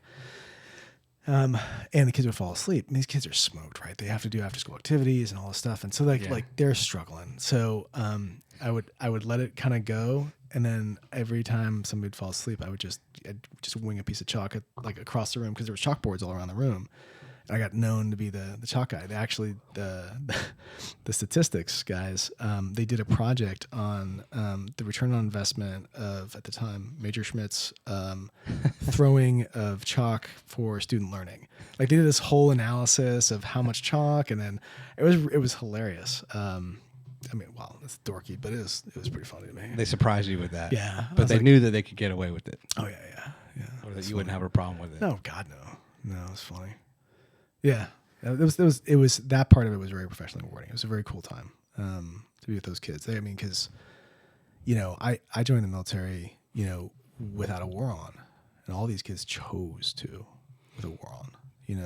That takes a certain set of character. Yeah, and I just respected the shit out of them. It was, I can't say that I would be lying if I said that the military turns every young man or woman into a fine individual, right? But I have been duly impressed with those that went to West Point or Citadel or Air Force Academy, some of the top institutions, right, of learning, that and the people that they are and how smart and capable.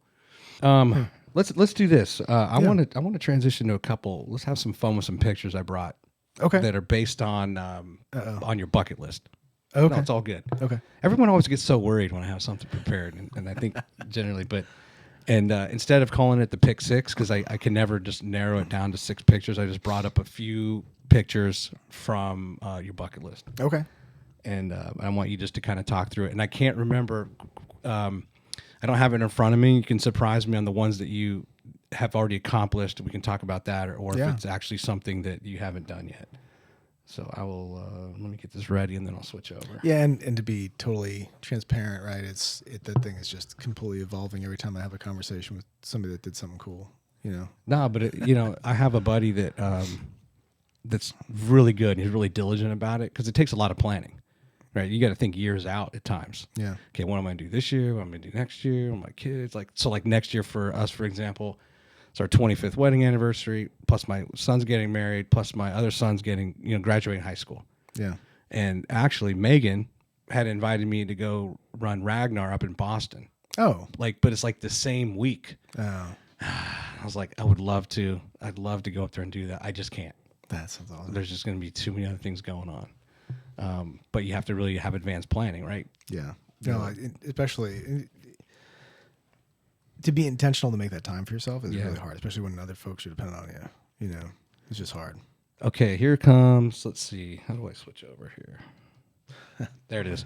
Yeah, Blarney Stones. So this is the Blarney Stone. Have you been there? Yeah. Okay. So talk a little bit about what you know about the history of the Blarney Stone, and then why people have to kind of be held like and be upside down kissing this thing. Well, oh God, I can't. I don't even remember it now. Like I was so into. I forget what we were watching. There was something like some historical, series, Right. that I was like, man, I really want to check that out. And From like the History Channel. yeah, and it was a story. No, I think it was a fictional, like Okay. Lord of the Rings or no, like historical fiction kind of stuff. oh. But I was always fascinated by the times of like castles and kingdoms and fiefdoms, and fascinated by the Protestant Catholic, conflict in Ireland. I've always just been fascinated with how that stuff came about. And we went to Ireland, and also Sarah's dad and mom had gone a couple years before, and it's like one of my favorite pictures of her dad. It's just hilarious seeing him hanging upside down and kissing a rock. And yeah, I don't even remember the story. I think it was in the 1400s, right? And like somehow this thing ended up. I guess we should leave that as a homework assignment. I could bring it up, but I won't. And it ended up. I think it's like it gives you luck and prosperity and all that kind of stuff. Well, and I think I might have a picture where it actually shows you. Well, one thing I saw was that it says that if you kiss it, then it'll make you very relatable to people, and you'll have the gift of gab. Yeah, was one thing I read.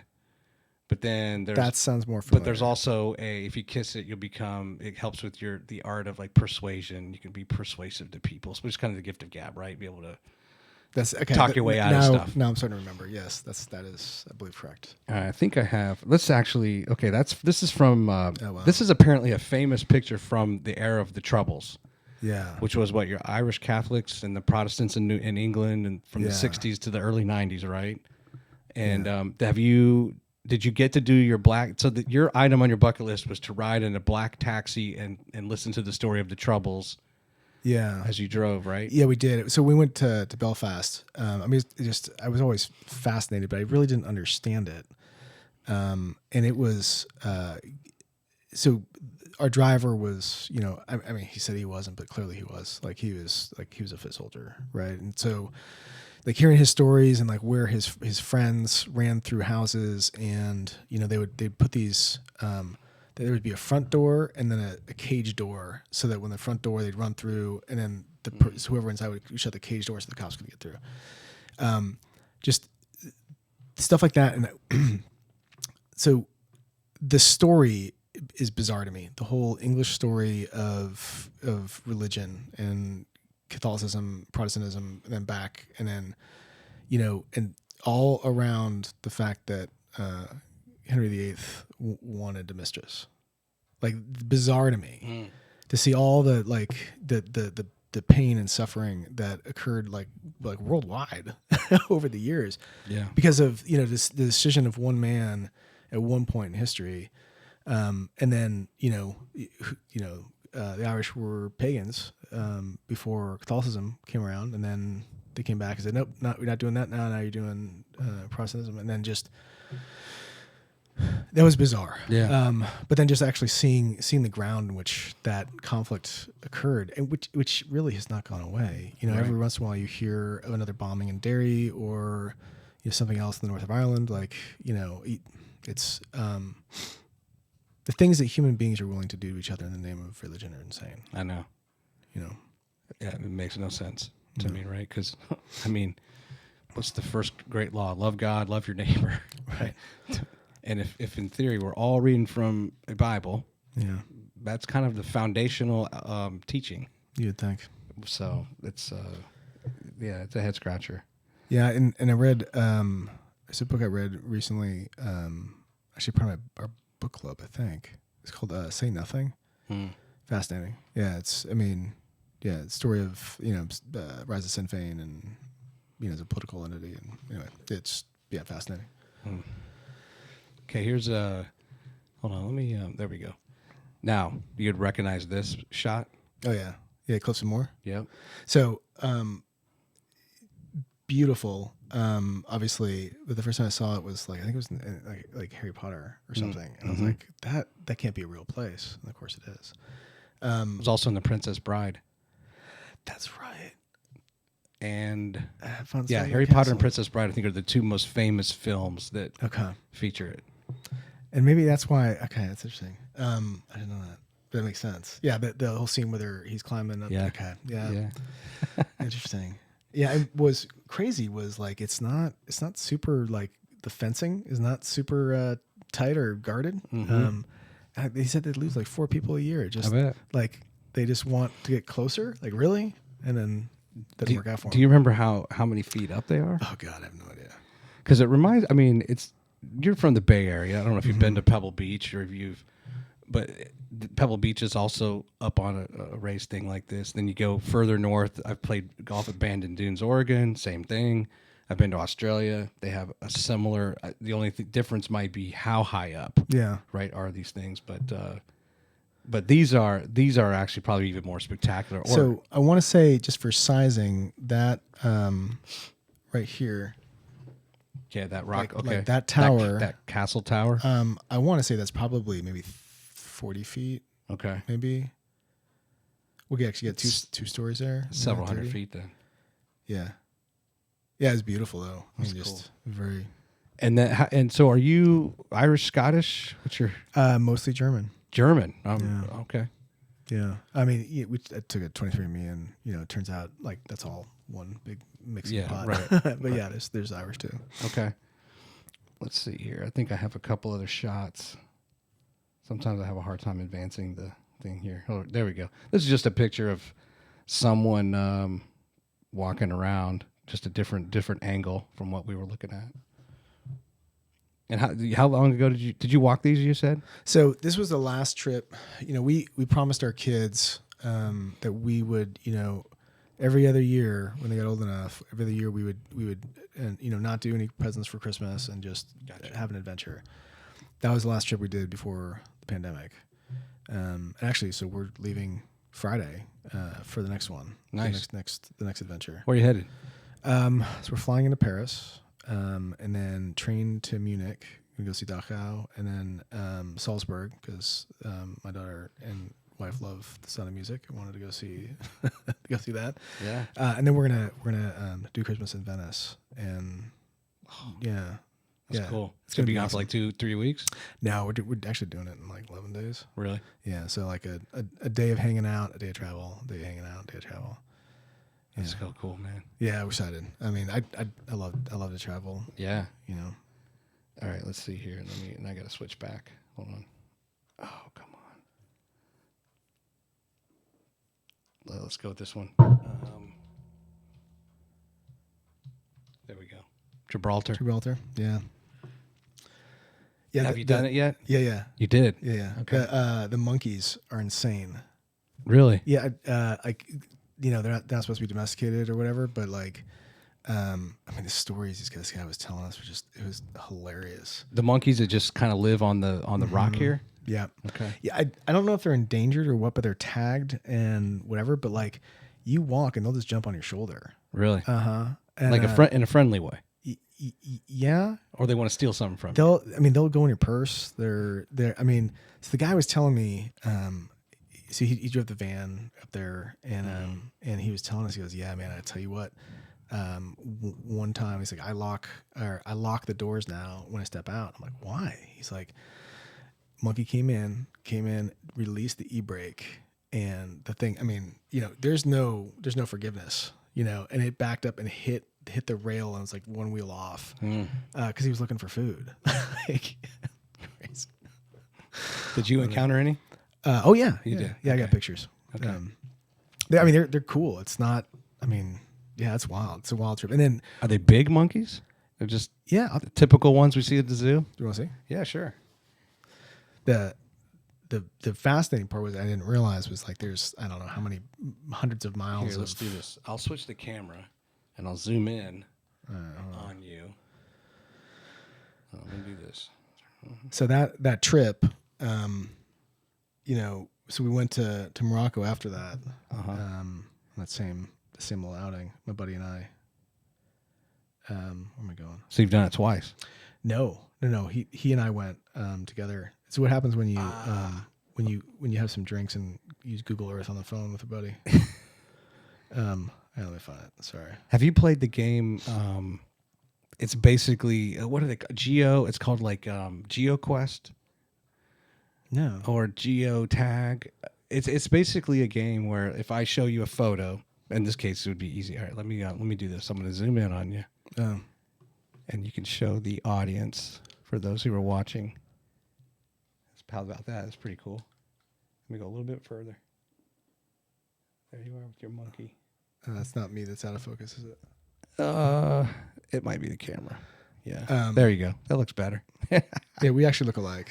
It turns out. Yeah, they were cool. Mischievous little guys, apparently. But it's this game where if I could show a photo, and you within seconds, right? It's a matter of saying you know where it is, like Cleveland, Ohio, or something. Oh God, I'd be terrible at that. Well, actually, and people who are really really good at it, they learn to like look at road signs or the way that there's paint on the road, for example, or architecture. And we played it enough, and it's interesting how you're kind of looking at it like that looks like, let's just say it's U.S. Like that looks like that's the Midwest. Mm-hmm. And you make a guess, and you might be a couple 100 miles off. Yeah. But it's interesting how though you can just somewhat recognize something that's kind of regional. Yeah. Right. Or show that looks like Arizona. That looks like Pacific Northwest. And there's this guy that like can anything. He can look at something and within a fraction of a second, he knows where it is. Could be anywhere in the world. I think it's really cool. Like from that spot, you can see Morocco and Spain, and then the Spanish version of Gibraltar. Hold on. in Morocco. Let me go back up. So this is another shot. So they're doing a whole bunch of construction. Like I guess this side of the island has not been. There hasn't been much done on it. I guess they're going to start building. Start building it out. But there's one road. It's not like it's easy to get around. And it's not the most southern point in Spain, but it's pretty dang close, right? Yeah. So the most southern point is I think I might actually Segras. Here, I think I actually have. Yeah, there we go. Yeah. So the out there southern or sorry, you mean the most southern, western. So you have like here's Gibraltar here. Tarifa.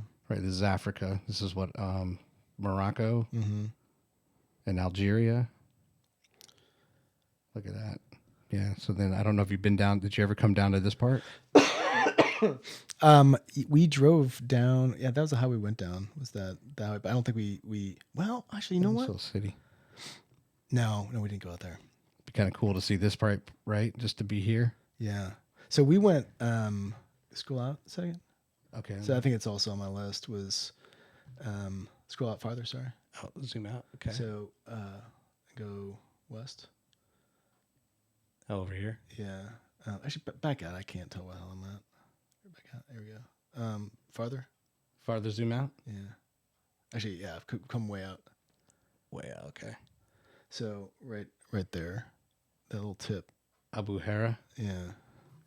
It's they call it. I mean, they say the most southwestern. Oh, I see here. It's Fortaleza de Sag. It's really really cool.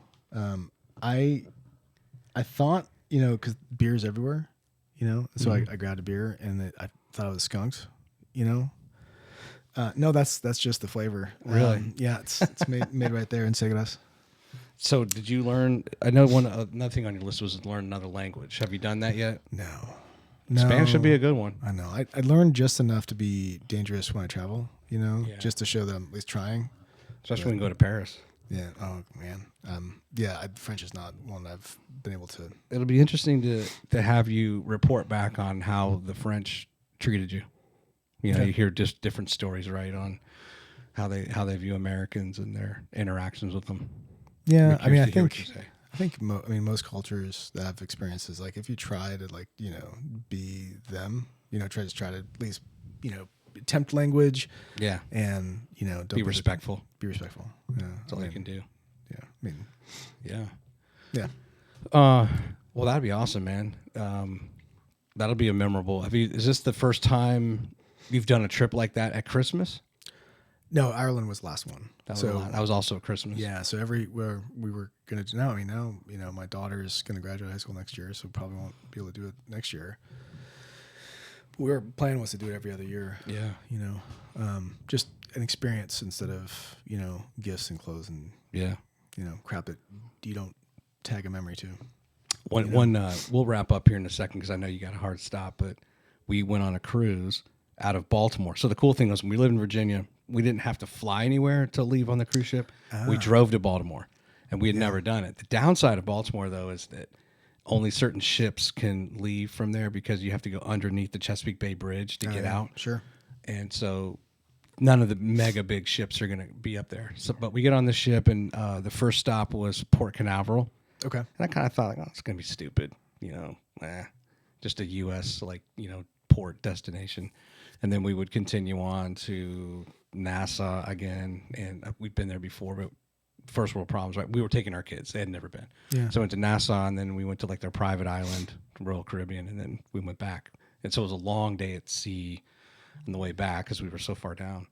But the port that we ended up liking the most was in Port Canaveral. We went down to Cocoa Beach, and that night it was SpaceX's third attempt to try and launch their booster and have it come down and actually land without exploding, whatever. And it was on, and it was and they did it, and it was like Christmas. It was like Christmas Eve, I think. It was either the 23rd or the 24th, but the whole ship, we were all on the right side of the ship. That's awesome. Watching, because we were leaving from that, at the same time that it was taking off. That's awesome. That was pretty cool. Yeah. When we think back to that Christmas cruise and that we just got lucky that coincided with that event. Yeah, that's really cool. The idea of being able to fail and learn and fail and learn and fail and learn. I mean, we saw the benefit of that. I wish the corporate culture of the DoD would allow that to happen again. Because I think it's what we need. Sure. Yeah. Sorry, I had to bring it back there. No, it's fine. I think it's a fascinating case study of all the things we know, to do, and then. Well, you know what's interesting? We've talked about a little over 2 hours, and there's so much more we could get to. So I definitely want to have you back. Okay. Because I barely scratched the surface. I wanted to get into more of your nonprofit stuff that you're doing. Sure. Love to. But we both have to get on to our other duties, right? Yeah, absolutely. Any final thoughts or any shout outs? Man, the list is just too long. You don't exclude anyone. Yeah, I never do. Moving to Huntsville was probably the most important like single event of our family's life. To be able to come to a place where there is an openness and a culture that allows for that innovation, but also you can work with people who want to collaborate and be present. And like I don't know that I've ever been in a place like this before. Mm-hmm. And even as we continue to grow, it's to have new folks come to town like yourself and be part of it. It's like I'm really excited for the future of this community. I am. I love it. Yeah, thanks for having me. No, you're welcome. I noticed. I didn't get a chance to bring up your website. Noticed John Allen's on your board of advisors, board of directors, and he's one of those that I interviewed, and he's from the area. Great human being. But I told him, I said, it's thank you for accepting those of us that are not from here. Yeah. Because I've lived in places where it was very evident they didn't agree with the sprawl and crawl, if you will, or the growth, and you felt it all the time. Just didn't feel welcome. Yeah. In that city or town. And so I am so thankful to all of those I've interviewed who are natives or those that I've interviewed that have come here, and everyone kind of says the same thing. That doesn't matter where you've come from, you kind of just fall into that. Yeah. It's like this refreshing change. It's slower. Like you were describing in West Point. Yeah. Like you didn't really feel like, sorry, you weren't there for multiple generations. You weren't really fully accepted, right? You weren't one of them. No. And here is very different that way. Yeah, you definitely start as like the whole culture of there's no stranger I haven't met yet, or whatever it is. There's no stranger. How's it go? I'm not sure, but I know what. I don't meet strangers, just friends I haven't met yet. Something like that. Oh God, Get the gist of it. It's a horrible way to end it. Nah, it's all good. Yeah, man. Hey, man, it's been a pleasure having you, John. Thank you so much for having me. I really appreciate it. And again, shout out to Flourish for setting this up. Those ladies have. I mean, everything we've been able to accomplish at AMIIC, honestly, was started on the backs of them. So, I mean, they are phenomenal people, and I like to consider my close friends. Yeah, awesome people. Good stuff. Hey, all the best. Enjoy your trip. Hey, thanks so much. Safe travels. Merry Christmas. Yeah, Merry Christmas to you. All right, take care. Thanks.